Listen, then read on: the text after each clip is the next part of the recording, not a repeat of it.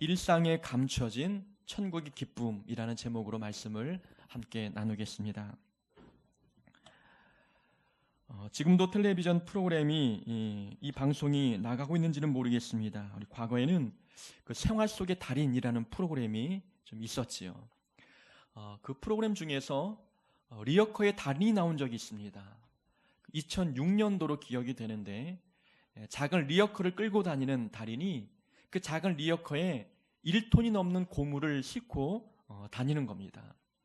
이 고무를 줍는 일을 26년 동안 했던 사람을 소개한 그 프로그램을 보았는데요. 그분은 26년 동안 고무를 주워 팔면서 번듯한 아파트도 한 채 준비했습니다. 처음에 그 사람이 잠을 자는 곳은 이제 리어커가 있는 길바닥이었거든요. 그 모습을 보면서 집이 없는 참 가난한 분인가 하는 생각이 들었는데 아파트가 있었습니다. 좋은 평수의 아파트를 가지고 있었지만 그는 집에서 잠을 자지 않고 길바닥에서 잠을 자는 거예요. 취재하는 리포터가 물었습니다. 집이 있는데 왜 길바닥에서 잠을 잡니까? 물었더니 집에서 자다가 누군가 나의 리어커와 모아놓은 고무를 훔쳐갈까 염려가 되어서 그것을 지키기 위해서 길바닥에서 잠을 잔다고 이야기하는 것입니다. 그는 고물 사랑이 참 뛰어났던 분이었습니다. 길을 가다가도 빈 요구르트병 하나를 발견하면은 우리는 그냥 지나가잖아요. 근데 그분은 그것을 주워다가 호주머니에 보관하는 겁니다. 그걸 고이 보물처럼 간직을 하는 것이지요.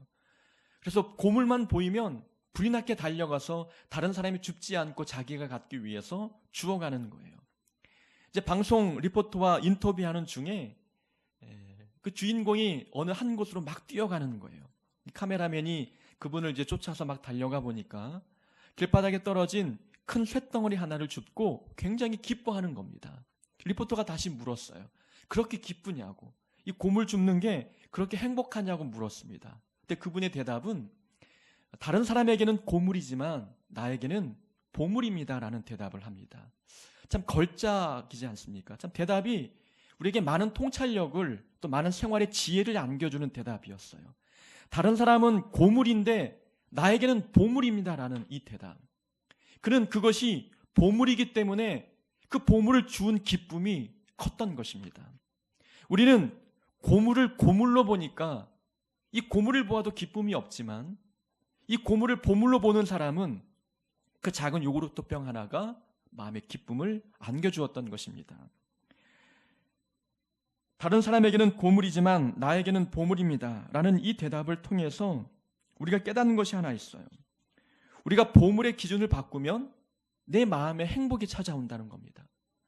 보물의 기준을 바꾸기만 해도 내 마음의 기쁨이 찾아온다는 거예요. 우리의 마음속에 기쁨과 행복이 없는 이유가 무엇입니까? 내 눈에 보물이 보이지 않기 때문에 그래요. 우리가 가지고 있는 보물의 기준은 금과 은뿐이지 않습니까? 금과 은만을 보물로 여기니 쇳덩어리 하나를 보았을 때에 그 쇳덩어리를 통해서는 기쁨이 없는 거예요.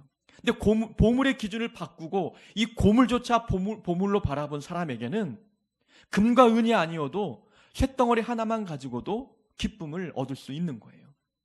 우리 삶 가운데 기쁨이 없는 이유가 무엇입니까? 보물이 없기 때문이 아니라 보물을 설정하는 기준이 잘못되었기 때문입니다. 사등이라는 영화가 있어요. 모든 부모들이 꼭 봐야 할 영화입니다. 어린 자녀들을 둔 부모라면 봐야 할 영화인데 제목이 사등이에요. 이 영화 속에 나온 어머니의 아들인 초등학생인데 수영 선수였습니다. 근데 대회만 나가면 늘 4등하는 거예요. 메달권에는 들지 못하는 겁니다. 그러니까 엄마가 너무 화가 나니까 이 아들에게 별명을 붙여준 거예요. 4등이에요. 야 4등이라고 부르는 거죠. 너무 엄마는 화가 나는 겁니다. 실력이 없는 것도 아닌데 대회만 나가면 3등 밖으로 밀려나니까 엄마에게는 화가 나는 거예요. 이 엄마에게 기쁨은 1등뿐인 거예요. 이 엄마에게 기쁨과 보물은 1등이라는 겁니다. 근데 다른 사람이 볼 때의 4등도 기쁨이지 않겠어요? 다른 사람에게도 4등은 보물을 얻은 것 같은 큰 기쁨을 맛볼 수 있는 선물인데 이 주인공 영화 속에 나온 어머니에게는 4등은 보물이 아니었어요. 보물의 기준이 다르다 보니까 누구는 같은 것을 보고 기쁨을 얻지만 누구는 같은 것을 보고 화가 나는 것입니다. 문제는 그 대상에 문제가 있는 것이 아니라 그 대상을 바라보는 내 시각과 안목에 문제가 있는 것입니다. 보물의 기준을 잘못 설정한 나에게 문제가 있는 것이지요. 남들은 나에게 있는 것에 대해서 참 부러워할 때가 있습니다. 그런데 남들은 나의 조건을 부러워하는데 나는 내 삶을 바라보면서 기쁨이 없습니다. 기쁨이 없는 이유는 내 삶에 보물이 없기 때문이 아니라는 것이죠.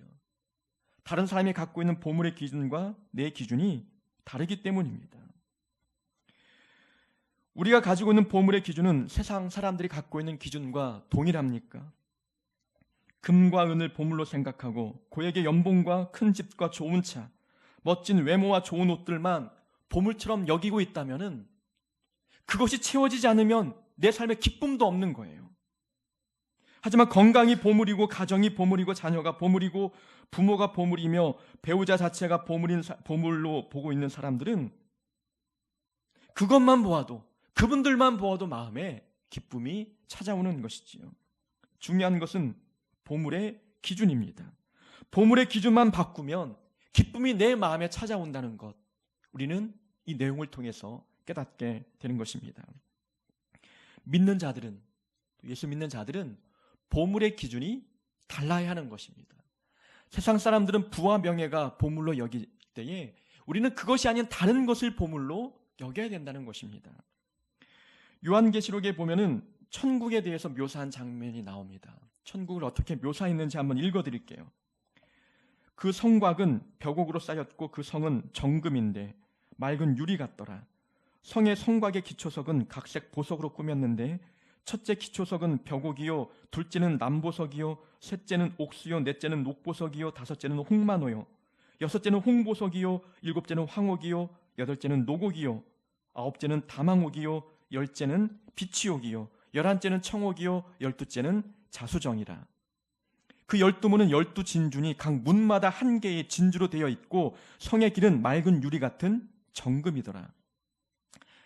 천국을 하나의 성으로 비유하면서 그 성이 무엇으로 만들어졌는지를 설명하고 있어요. 그 천국으로 가는 길은 정금, 금이 깔려 있다는 겁니다. 그 모든 성곽은 보석으로 되어 있고 그 문마다 진주로 되어 있는 모습을 묘사하고 있는 것이지요. 이것을 보면 천국이 금은 보화로 되어 있기 때문에 금과 은이 믿는 자들에게도 중요한 보물로 여겨야 되겠구나라는 것을 보여주는 것이 아니라는 것입니다. 만약에 금은 보화가 천국에서도 보물이라면 그런 보물들은 금고 안에 있어야 된다는 거예요. 근데 천국을 보니까 금과 은과 정금과 보석과 진주들은 건축 자재였다는 거예요. 성을 만드는 건축 자재였다는 것. 그것은 곧 금은 보화는 천국에서는 더 이상 보물이 아니라는 거예요. 믿는 자들에게는 이 금은 보화가 보물이 아니라는 것입니다. 천국에는 이 금은 보화보다 더 가치 있고 더 기쁨의 대상인 예수님이 계시기 때문에 예수님이 보물이지 다른 금은 보화와 진주가 보물이 아니라는 것을 우리에게 보여주고 있는 것입니다. 우리는 예수 믿는 성도입니다. 그러면 금은 보화는 더 이상 우리에게 보물이 될 수 없는 거예요. 우리에게는 예수님이 보물이고 가족이 보물이고 주님이 계신 그곳이 우리에게는 보물과 같은 곳이기 때문에 금은 보화가 아니어도 우리는 기쁨을 얻을 수 있는 조건들이 많이 있다는 것입니다. 보물의 기준을 바꾸면 우리는 우리 삶 자체가 기쁨인 거예요. 서두에 말씀드린 이 고물장수, 고물을 보물로 보니까 길바닥은 늘 기쁨이 떨어져 있는 거예요. 가는 곳마다 기쁨을 주울 수 있는 것 아니겠습니까? 내 삶의 조건을 바라볼 때에 우리가 작은 것도 보물로 볼 수 있는 안목이 있다면 우리는 우리 삶 자체가 기쁨으로 충만할 것입니다. 오늘 본문에 보니까 천국의 비유가 나옵니다. 천국을 밭에 감추인 보화 그리고 값진 진주에 비유했습니다. 농부가 밭일을 하다가 우연히 땅속에서 보화가 들어있는 항아리를 발견했어요. 그것을 몰래 덮어두었다가 이 보화를 얻기 위해서 자기의 모든 소유를 팔아서 그 밭을 샀습니다. 밭을 산 이유는 밭에 감추인 보화를 얻기 위함인 것이죠. 그 밭에 감추인 보화가 천국이라는 겁니다. 천국의 기쁨을 발견했기 때문에 그 천국의 기쁨을 얻기 위해서 자기의 모든 것을 팔았다고 이야기하는 겁니다. 두 번째 비유는 값진 진주를 발견한 장사 이야기입니다. 한 진주 장사가 값진 진주를 얻기 위해서 사방팔방으로 다녔어요. 근데 그 눈에 값진 진주 하나를 발견했습니다. 그걸 얻기 위해서 다른 모든 소유를 팔아서 그 진주를 샀어요.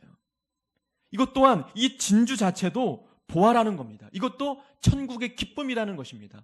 천국의 기쁨을 발견하니 그 다른 모든 것들을 팔아 이 기쁨을 얻었다는 것을 우리에게 말씀해 주고 있는 것입니다. 천국을 땅에 감추어진 보화와 값진 진주에 비유했다는 것, 그것은 천국이 우리에게 보물과 같다는 것을 의미하는 것입니다. 천국은 죽어서 가는 곳이 아니라 이 땅에서도 천국의 기쁨을 맛볼 수 있는 거예요. 하나님이 주시는 이 기쁨 자체가 우리에게는 보물이라는 것을 말씀해 주고 있는 것입니다. 그래서 우리가 내 삶 속에서 무엇이 보물이고 무엇이 천국이고, 그렇다면 내 삶에 감추어진 이 천국을 볼 수 있는 안목이 우리에게 있는지를 우리는 오늘 본문을 통해서 찾아봐야 하는 것입니다. 밭에 감추인 보화, 자, 천국의 기쁨은 밭에 감춰졌다는 것을 우리에게 말씀해 주고 있는데, 당시의 시대적인 배경을 보면은 그 과거에는 은행이라는 것이 없었어요. 그래서 자기의 모든 재산을 은행에 모으지 못하고 땅을 파서 항아리에 묻어두었습니다. 그러니까 전쟁이 나면은 자기의 모든 보화를 항아리에 담아 땅에 묻어두고 피신을 갔는데, 전쟁이 끝나도 이 주인이 돌아오지 못하는 경우가 있었어요. 죽거나 하는 일들 때문에 돌아오지 못합니다. 그러면 이 땅의 소유의 주인이 이제 바뀌게 되는 거예요.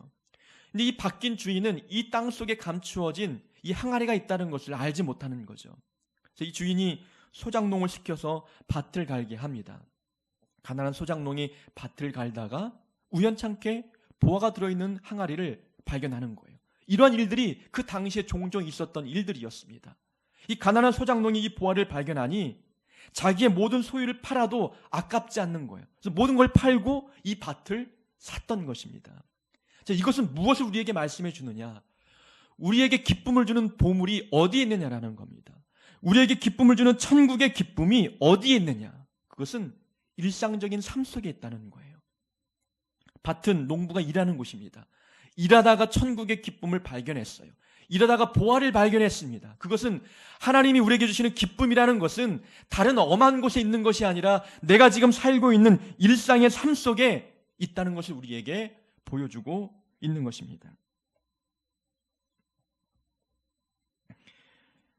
우리는 특별한 상황 속에서 모든 것이 갖추어진 훌륭한 환경 속에서만이 기쁨이 있다고 생각할 때가 많아요. 나를 기쁘게 해주는 이 보물과 같은 것은 지금 이 우울한 내 삶 속에 있는 것이 아니라 내 삶이 바뀌어야만, 환경이 달라져야만 보물을 발견할 수 있다고 생각을 하고 있는 것이지요.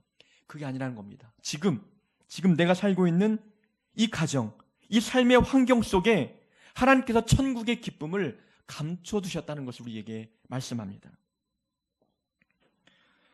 서양 속담에 이러한 속담이 있습니다. 사랑하는 자녀 웃음 속에서 천국을 발견하지 못하는 사람은 이 세상 어느 곳에 가서도 천국을 발견하지 못할 것이다. 사랑하는 자녀의 웃음 속에서 천국을 발견하지 못하면 다른 특별한 곳에 갖다 놓아도 천국을 발견할 수 없다는 거예요. 천국의 기쁨은 내 자녀 얼굴에 있다는 거예요. 내 자녀의 웃음 속에 나를 기쁘게 하는 보물이 담겨 있다는 것을 이야기하고 있는 것입니다. 우리는 행복의 파랑새 이야기를 알고 있습니다. 이 행복의 파랑새 이야기에 나온 두 명의 주인공 우리 기억하죠. 노래에도 있지 않아요. 찌르찌르하고 미치르. 이 두 명의 주인공은 가난한 나무꾼의 자녀였습니다. 이 두 사람은 파랑새, 행복을 가져다주는 파랑새를 찾아 여행을 떠났습니다. 추억의 나라도 가고 밤에 궁전도 가고 달이 비치는 숲속, 때는 한밤중에 묘지, 행복의 궁전, 미래의 나라를 돌아다니면서 파랑새를 찾기 시작했어요. 추억의 나라에 가보니 파랑새는 시커맸고, 밤에 궁전에 가보니 파랑새는 모두 죽어버렸고, 미래의 나라에 가보니 파랑새는 보지도 못했습니다. 그들이 다닌 이곳저곳은 인간의 허위성과 잔혹함과 무질서와 부도덕과 폐륜, 오염, 과욕, 분노들만 가득했지 그들이 찾는 행복의 파랑새는 보이지 않았습니다. 그들은 잠에서 깨어났어요. 그들의 생각 속에는 1년 정도의 시간 동안 곳곳을 다니면서 행복의 파랑새를 찾은 것 같은데, 이 책의 내용을 보면은 하룻밤의 꿈이었다는 거예요. 꿈에서 깨어나 보니 여전히 허름한 집이었습니다. 그러나 초라해 보였던 집이 이제는 깔끔하고 편안하게 느껴지는 거예요. 주름진 부모님의 얼굴이 아름답게 보이고 그분의 목소리들이 따뜻하게 들리는 거예요. 모든 것이 새롭게 보이기 시작한 것입니다. 그리고 눈을 들어보니 그토록 찾았던 행복의 파랑새가 자기 집안에 있었다고 하는 이야기예요. 이 책은 행복을 찾기 위해서 엉뚱한 곳을 헤매는 자들에게 중요한 교훈을 깨닫도록 하기 위해서 쓰여진 책입니다. 행복은 다른 데 있는 것이 아니라 내 삶 가운데 있다는 거예요. 내 가정 안에 있다는 것입니다.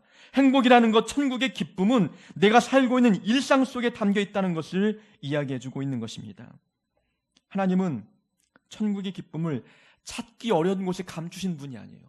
보물찾기처럼 아무도 찾지 못하는 곳에 천국의 기쁨을 두신 것이 아니라 누구나 찾기 쉬운 곳, 내 가정 속에, 내 삶 속에 이 기쁨을 하나님께서 감춰두신 겁니다. 일하고 돌아온 남편의 얼굴 속에 천국이 있고 잠든 아이의 얼굴 속에 천국이 있는 거예요. 늘 똑같은 반찬이지만 따뜻한 쌀밥 속에도 천국이 있고, 작지만 아름다운 내 교회 속에, 내 직장과 내 부모님의 주름진 얼굴 속에 우리를 기쁘게 해주는 천국의 기쁨이 있다는 것입니다. 내 삶 속에서 이러한 기쁨을 발견하고 있습니까? 내 일상 자체가 천국임을 우리는 깨닫고 있느냐라는 것입니다. 천국은 마치 밭에 감추인 보화와 같습니다. 내가 일하고 있는 일상 속에 하나님께서 천국을 감춰주셨다는 것, 그것만 발견할 수 있다면 우리는 오늘도 기쁨으로 충만할 것입니다. 그렇다면 일상에 감춰진 천국의 기쁨이 있다는 것은 알겠는데, 그러면 그것이 천국의 기쁨인지 내게 고물인지 보물인지를 구분할 수 있는 안목이 나에게 있느냐라는 거예요. 이 천국의 기쁨이 일상에 숨겨져 있기 때문에 너무 평범한 것들인 거예요. 그러니까 이것이 나에게 기쁨이 되고 있는지, 이것이 나에게 천국이 되고 있는지, 그것을 구분할 수 있는 안목이 나에게 있느냐가 중요한 것 아니겠습니까?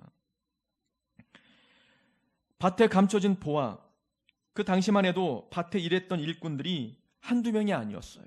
많은 사람들이 함께 일했지만 땅에 감추어진 보화를 발견한 사람, 그것을 보는 안목을 갖고 있는 사람은 한 명뿐이었어요. 자판대에 깔려놓은 수많은 진주 목걸이가 있었지만 그 중에서 값진 진주를 발견하는 사람은 많지 않았다는 거예요. 그것을 보는 안목이 있는 사람이 값진 진주를 얻었던 것입니다. 일상 속에 천국의 기쁨이 있지만 이게 천국의 기쁨인지 하나님이 허락하신 기쁨인지 아닌지 구분할 수 있는 안목이 있어야 우리는 그 천국의 기쁨을 통해서 내 마음의 기쁨과 행복을 맛보는 것 아니겠습니까? 중요한 것은 천국을 볼 수 있는 안목입니다. 보물을 구분할 수 있는 안목이 있어야 된다는 것입니다. 아까도 말씀드렸듯이 다른 사람은 내 삶을 부러워하는데 나는 내 삶을 부러워하지 못한다. 이것은 내 삶에 보물이 없기 때문이 아니라 보물을 보는 안목이 없기 때문임을 우리는 기억해야 되는 것입니다. 자, 이스라엘 백성들이 가나안 땅에 들어가기 전에 40년 동안 광야에서 고생했습니다. 그들은 가나안 땅만이 천국이라 생각했어요. 가나안 땅에만 들어가면 내가 풍족하겠구나, 내가 기쁘겠구나, 내가 행복하겠구나 라는 생각을 갖고 있는 거죠. 그러나 가나안 땅에 들어가 보니 그곳은 배고픔도 있고 굶주림과 또 외세 침략으로 인해서 죽음도 있고 고통과 환란이 찾아왔어요. 그들은 가나안 땅만 천국으로 여겼지 이 광야 자체를 천국으로 보지 않았던 거예요. 광야는 배고픔이 없었습니다. 목마름도 없었고 신발이 닳지도 않았고 옷이 헤어지지도 않았습니다. 눈만 뜨면 하나님께서 인도하시는 구름기둥과 불기둥이 있었어요. 하늘에선 기적의 음식이 막 내려집니다. 광야가 천국임에도 불구하고 이스라엘 백성들은 광야에서 불평과 불만을 쏟아놓습니다. 천국을 천국으로 보는 안목이 없었습니다. 보물을 보물로 보는 안목이 없었기 때문에 하나님께서 은혜와 기쁨이 충만한 천국과 같은 기쁨을 눈앞에 갖다 놓아도 불평함과 원망뿐이었던 것입니다. 우리는 무엇을 보물로 여기고 있습니까? 지금 우리에게 기쁨을 주고 있는 그것이 우리에게 정말 보물입니까? 하나님께서 주신 천국의 보물이냐라는 것입니다. 만약에 우리가 지금 기쁨을 얻고 있는 그 대상이 환경이 달라져도 동일하게 나에게 기쁨을 주고 있는 것이라면 그것은 보물이 맞아요. 그것은 하나님이 감춰 놓으신 천국의 보물이 맞습니다. 근데 만약에 환경이 달라졌는데 지금까지 내게 기쁨을 주었던 그 대상이 환경이 달라졌다고 해서 기쁨을 내게 주지 않는다면 그것은 하나님이 주신 천국의 기쁨이 아닌 거예요. 우리는 천국의 보화를 볼 수 있는 안목을 그렇게 기르는 거예요. 환경이 달라져도 내가 기쁨을 얻을 수 있느냐. 그 한 가지 기준을 가지고 하나님이 감춰놓으신 천국의 기쁨을 구분할 수 있는 것입니다. 어떤 사람이 사막의 길을 잃었습니다. 가지고 있던 식량도 다 떨어지고 이틀간 아무것도 먹지 못했기 때문에 결사적으로 살기 위해서 물과 음식을 찾아 나섰어요. 그러다가 사막 한가운데 한 작은 샘터를 발견했습니다. 급히 달려가 물을 마시고 주변을 둘러보니 근처에 천막이 쳐졌던 흔적이 보였습니다. 누군가 이곳에 머물렀었구나. 혹시 그 자리를 둘러보면 먹다 남은 음식이 있지 않을까 기대하는 마음을 갖고 주변을 둘러보기 시작했어요. 근데 작은 주머니 하나가 있는 겁니다. 그것을 얼른 주워 들었더니 떡처럼 딱딱한 것이 그 안에 들어있는 거예요. 배고픈 나머지 불이 났기 그것을 풀어서 손을 넣어 꺼내보니 큰 진주알이었습니다. 값진 진주알을 발견한 그 사람의 첫 마디가 무엇입니까? 겨우 진주였단 말인가 하고 그것을 던져버리는 거예요. 이 진주알이 사막 안에서는 보물이 아닌 거예요. 이 사람에게 기쁨을 주는 것이 아니었다는 것입니다. 배고픈 사람에게 떡 한 덩어리가 보물이지 진주, 그것이 아무리 크고 값지다 할지라도 그 사람에게는 보물이 아니었던 거예요. 진주가 모든 환경과 모든 상황에서 내게 기쁨을 주고 있는 것이라면 그것이 천국이겠지요. 근데 진주는 사막 가운데서는 더 이상 우리에게 기쁨을 주는 대상이 아니라는 것입니다. 하나님이 주신 천국의 기쁨은 모든 상황에서 내게 기쁨을 공급해 줍니다. 자녀가 공부 잘하는 것이 기쁨이 되고 있다면 자녀가 아프다고 생각해 보세요. 아픈 자녀를 본 부모의 마음은 더 이상 이 자녀가 공부 잘하는 것은 중요한 것이 아니에요. 건강만 하면 되는 겁니다. 이 공부 잘하는 것, 성공하는 것, 돈 많이 버는 것, 환경이 달라질 때에 여전히 그것이 내게 기쁨을 공급해 주느냐? 그렇지 않다는 거예요. 금은보화, 진주, 이 모든 것들은 환경이 달라지면 아무것도 아닌 겁니다. 하나님이 우리에게 공급하시는 감춰진 천국의 기쁨은 상황이 달라져도 내 마음을 여전히 기쁘게 합니다. 그 자체가 우리에게 천국임을 기억해야 되는 것입니다. 하나님께서 우리에게 생명의 말씀, 이 성경 말씀을 주셨어요. 성경 말씀은 모든 상황에서 우리에게 기쁨을 공급합니다. 내가 병들 때나 건강할 때나 부유할 때나 가난할 때나 내 마음을 만족해 하고 행복을 주는 것은 하나님의 말씀인 거예요. 이 말씀을 묵상하면 마음에 기쁨이 찾아오고 없던 힘도 생기는 거예요. 삶을 바라보는 안목이 달라지면서 우울했던 마음들, 뭔가 눌렸던 마음들, 의기소침했던 마음들이 하나님의 말씀을 통해서 다시금 내 마음을 격동시켜 힘을 얻어다 주는 거예요. 하나님의 말씀 자체가 천국의 기쁨인 겁니다. 예배를 드리면서 기쁨을 느끼는 사람들이 있어요. 그래서 몸이 아프거나 건강하거나 이 예배 시간을 놓치지 않는 사람들이 있습니다. 왜냐하면 예배를 통해서 내 영혼의 기쁨을 얻기 때문에 그런 거예요. 이 예배 시간 자체가 하나님께서 내게 주신 천국의 기쁨임을 깨닫는 겁니다. 우리에게는 천국을 볼 수 있는 안목이 있어야 합니다. 천국의 기쁨은 환경이 바뀌어도 줄지 않습니다. 그것을 구분할 수 있는 안목이 우리에게 필요한 것이지요. 본문 속에 보화를 발견한 사람과 진주를 발견한 사람, 공통적인 특징이 있습니다. 그들은 그 보화를 얻기 위해서 모든 재산을 팔아 그 보화와 진주를 얻었어요. 이 밭을 사야 보화를 얻을 수 있기 때문에 그렇게 했던 것입니다.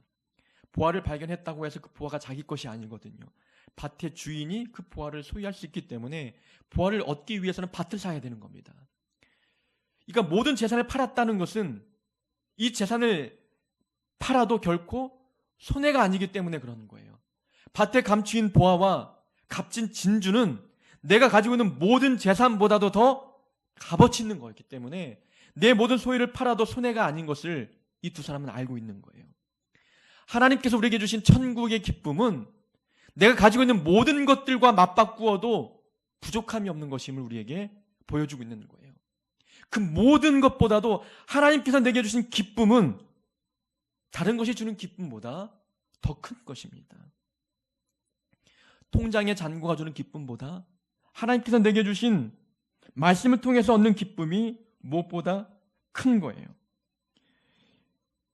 우리는 하나님께서 허락하신 이 천국의 기쁨을 얻기 위해서 무엇을 내려놓고 무엇을 포기했느냐, 무엇을 팔았느냐, 우리에게 그것을 묻고 있는 것입니다. 천국의 기쁨을 얻기 위해서 시간도 투자하지 아니하고 정성과 노력을 기울이지 아니하고 그것을 얻을 수 있다? 아니라는 겁니다. 우리가 무엇인가를 내려놓고 희생하여야만 하나님이 허락하신 천국의 기쁨을 지키고 소유할 수 있는 것입니다. 하나님이 주시는 천국의 기쁨도 갖고 싶고 세상의 모든 부귀영화도 갖고 싶다? 이 두 가지 모두 가질 수 있는 것이 아니라는 것입니다. 하나를 내려놓아야만 우리는 하나님이 허락하신 천국의 기쁨을 맛볼 수가 있는 것이지요. 우리가 누리고 있는 많은 것들, 그 모든 것보다도 하나님께서 공급하시는 이 기쁨이 내가 갖고 있는 모든 소유의 기쁨을 능가하는 것입니다. 그래서 이 밭에 감추인 보화를 발견한 자와 값진 진주를 발견한 자가 자기의 모든 소유를 팔아도 아깝지 않았던 것입니다. 우리는 슈바이처 박사를 알고 있습니다. 그분은 목사이자 의사였지요. 또 대학 교수였습니다.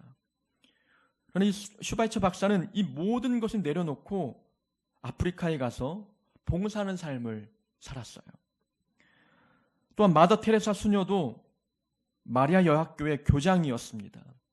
이 편안한 직장을 다 포기하고 가난한 지역이었던 캘커타 빈민가에 가서 평생을 사역하다가 죽음을 맞이했습니다. 세상 사람들은 이 사람들을 바라보면서 왜 좋은 자리를 마다하고 왜 명예와 권력을 다 포기하고 그렇게 가난한 나라에 가서 사서 고생할까? 의아심을 가질 것입니다. 그러나 이분들은 알고 있는 거예요. 대학 교수직보다도 교장직보다도 의사생활을 하는 것보다도 가난한 지역에 가 봉사하는 그것이 더 큰 기쁨임을 알고 있는 거예요. 그곳에 천국의 기쁨이 있기 때문에 다른 모든 것들을 포기하고 그곳에 가서 천국의 기쁨을 맛보는 삶을, 그런 생활을 살았던 것입니다. 예수님을 따랐던 제자들 또한 재산과 모든 것들을 포기해버렸습니다. 주님을 따르는 삶이 기뻤기 때문이에요. 어부의 삶을 사는 것보다도 주님을 따르는 삶을 통해서 얻는 기쁨이 더 컸기 때문에 다른 모든 것들을 팔아도 모든 것을 내려놓아도 부족함이 없고 손해가 아니었던 것입니다. 주님을 따르는 이 길이 우리에게는 큰 기쁨을 주고 있습니까? 다른 모든 것들을 내려놓고 다른 모든 것에서 얻는 기쁨보다도 이 예배를 통해서 얻는 기쁨이 크십니까? 하나님 말씀을 통해서 얻는 기쁨이 다른 세상에서 얻는 기쁨보다 더 크십니까? 그렇다면 세상에서 지고 있던 것들을 우리는 포기하고 내려놓아야 합니다. 더 이상 금은보화가 우리에게는 보물이 아니고 더 이상 진주 목걸이가 우리에게 보물이 아닌 것입니다. 성공과 좋은 차와 고액의 연봉이 우리에게는 기쁨과 보물이 아닌 것입니다. 하나님께서 주시는 천국의 기쁨을 얻기 위해서는 그 모든 것들을 내려놓아야만 하는 것입니다. 천국의 기쁨은 멀리 있지 않습니다. 하나님이 감춰 놓으신 보물은 우리의 일상적인 삶 속에 있습니다. 우리가 그 보물을 볼 수 있는 안목만 있다면 우리는 매일매일의 삶이 기쁨으로 충만할 것입니다. 하나님께서 허락하신 천국의 기쁨을 얻기 위해서 우리는 세상의 것을 내려놓는 자들이 되어야 합니다. 천국의 기쁨은 죽어서만 맛보는 것이 아니라 이 땅에서도 천국의 기쁨을 맛볼 수 있습니다. 주님이 함께 하시는 그곳이 우리에게는 천국입니다. 주님과 함께 동행하셔서 우리의 인생과 우리의 가정이 천국의 기쁨으로 충만한 그런 인생과 가정 되기를 주의 이름으로 축원합니다.